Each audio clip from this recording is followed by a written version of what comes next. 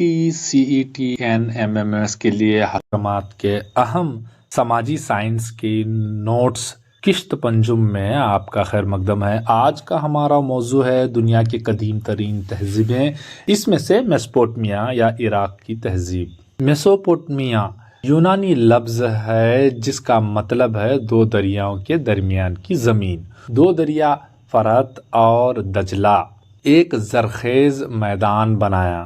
قدیم عہد نامے میں بیان کردہ بہت سے مقامات کو یہاں دیکھا جا سکتا ہے کہ وہ سرزمین جو رعب دار اور دلکش کا باعث ہے، اسے دو دریاؤں کی درمیان کی سرزمین، یونانیوں نے اسے میسوپوٹیمیا کہا۔ یہ میدانی علاقے بہت سی تہذیبوں کا گہوارہ تھے جو 3500 قبل از عام عہد سے 500 قبل از عام عہد کے آس پاس پروان چڑھیں اور ختم بھی ہو گئیں۔ اسی لیے میسوپوٹیمیا کو تہذیبوں کا گہوارہ اور قبرستان بھی کہا جاتا ہے۔ میسوپوٹیمیا میں موجودہ مشرقی شام، جنوبی ترکی اور عراق کے بیشتر علاقے شامل ہیں۔ اسے شنار کی سرزمین کہا جاتا ہے۔ اس تہذیب کا مرکزی علاقہ دریا کی وادی جنوبی حصے پر تھا۔ پرانے زمانے کے علاقے کو بابل کے نام سے جانا جاتا تھا۔ اکاد کا شمالی حصہ اور جنوبی حصہ سمر اور میسوپوٹیمیا کا شمالی حصہ اشوریا کے نام سے جانا جاتا تھا۔ 5 اہم نسلوں نے یا سلاطین میسوپوٹیمیا تہذیب ثقافت کو تشکیل دیا۔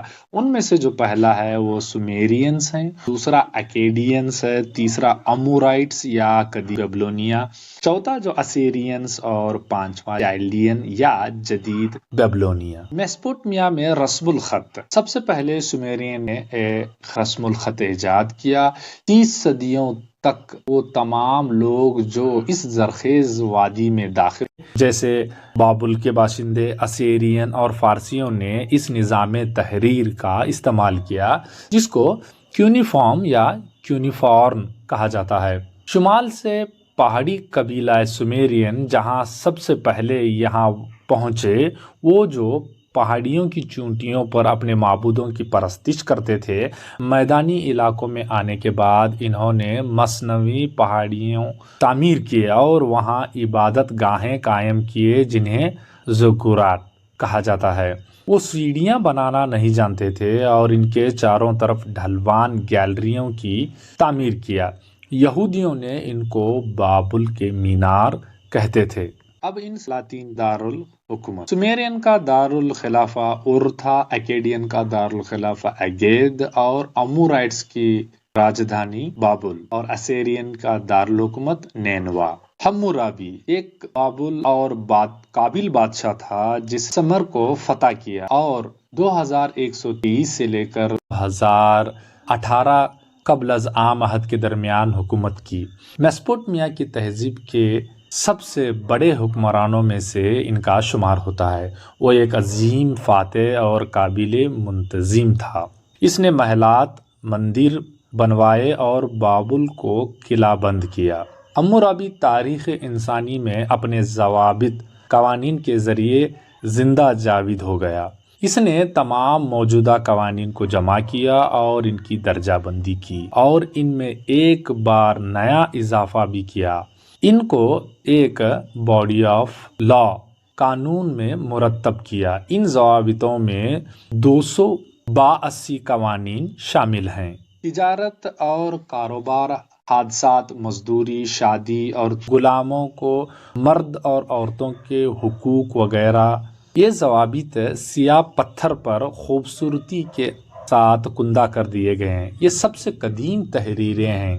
قوانین کے ضوابط جو انسانی تاریخ کو معلوم ہیں ان میں سب سے پہلے ہیں۔ اس پتھر کے اوپر بادشاہ حمورابی کی تصویر ہے جس میں سورج دیوتا شمس سے قوانین حاصل کرتے ہوئے دیکھا جا سکتا ہے۔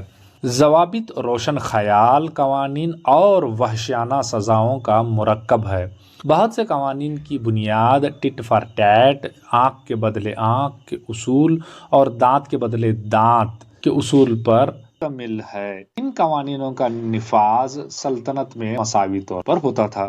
بابل کے جھولتے ہوئے باغ افسانوی ہینگنگ گارڈن دریائے فرات کے کنارے 7ویں صدی قبل مسیح کے آس پاس بنائے گئے۔ یہ دنیا 7 عجائب میں قدیم میں ایک تھے۔ بخت نصر دوم کی بیوی امیتیس کا تعلق میڈ یعنی سرسبز باغات سے تھا۔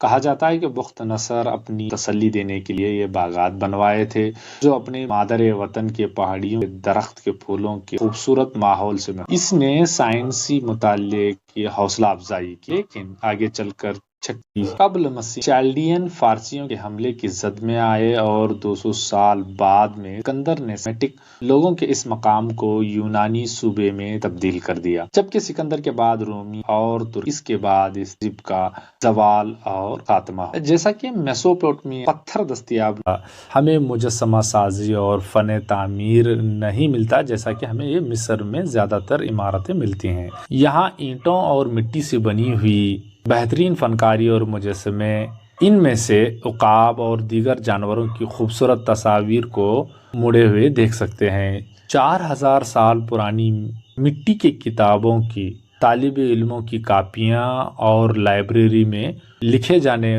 والے استعمال شدہ فلیٹ اینٹیں پائی گئی ہیں، جنہیں تحریروں کو کیونیفارم تحریریں کہا جاتا ہے، جو بہت سے افسانوں، داستانوں اور نظموں پر مشتمل ہیں۔